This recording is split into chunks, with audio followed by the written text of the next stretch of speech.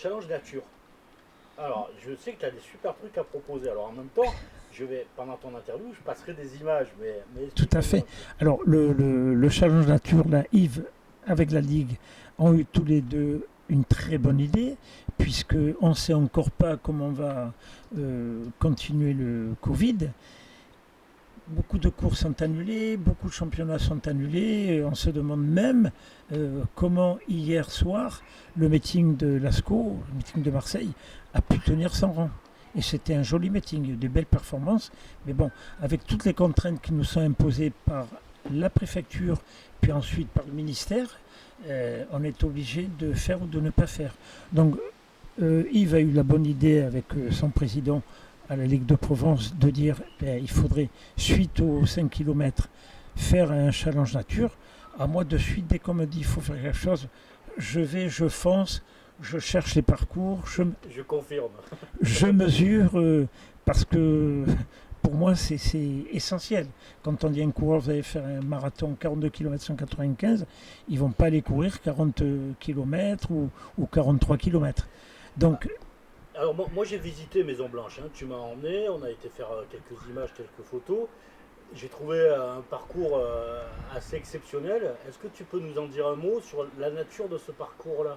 ah oui, parce que moi-même qui allais courir il y a peut-être 35 ou 40 ans avec notre entraîneur Adrien Flayol du Gazélec de Marseille, j'étais plus retourné, puisque mon jardin c'est euh, l'Arénarde pour les trails et les crosses, Pastré pour le cross. Maintenant, ce fameux 5 km sur une boucle de 1000 mètres, c'est le canal de Saint-Julien. Et Yves, lorsqu'il m'a parlé de ça, je suis de suite allé à Maison Blanche, déjà pour m'entraîner, puis tout d'un coup, j'ai dit, mais c'est pas possible, c'était pas comme ça ce parc. C'est merveilleux, fantastique. Donc, si le challenge doit se faire, il se fera là-bas. Donc, on a trouvé une boucle, sur une boucle qui fait 766 mètres, on a trouvé une boucle de 2000 mètres. Et ça, c'est.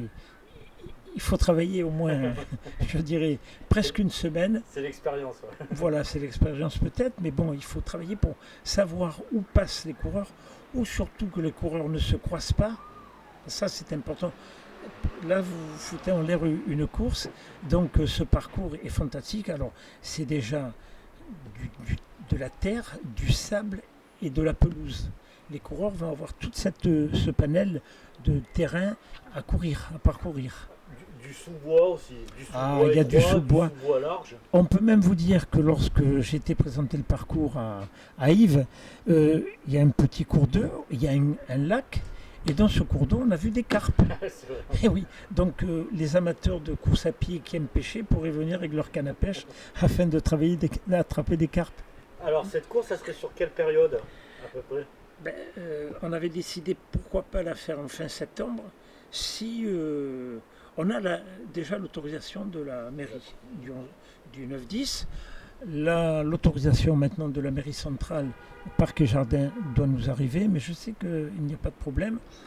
Après, il faut voir avec d'autres organisateurs pour que l'on cale un calendrier comme on avait fait. Hein, le Donc, comité. on a pour l'instant, on aurait Rognac vers les alentours de novembre, plutôt vers la Très fin bien. novembre. On aurait Marseille éventuellement sur Peut-être les alentours de septembre.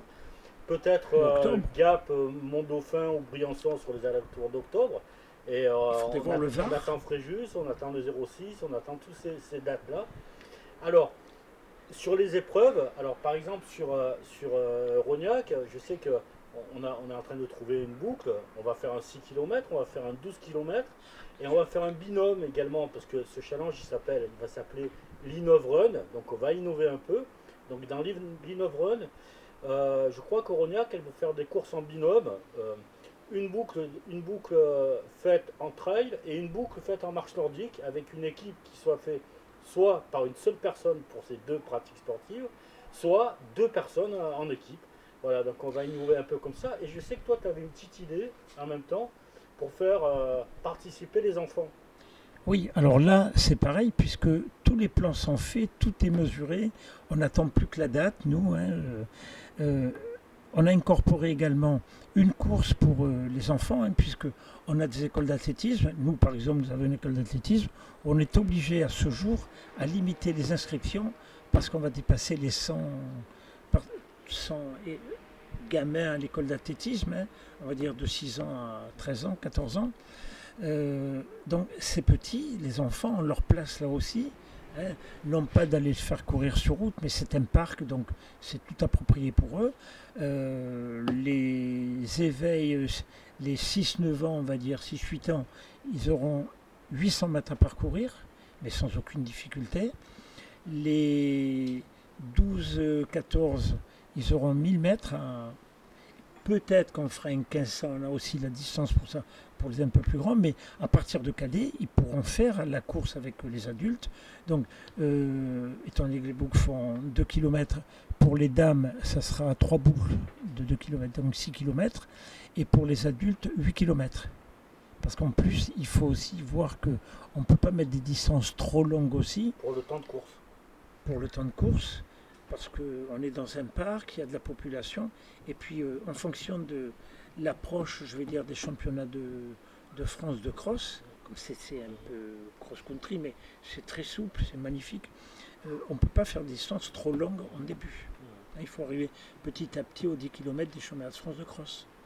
Et là, ça serait des séances, donc on fera des sessions comme pour le 5 km, par exemple, première course 8 heures, deuxième course 9 heures, troisième course 10 heures et quatrième course le matin 11 heures.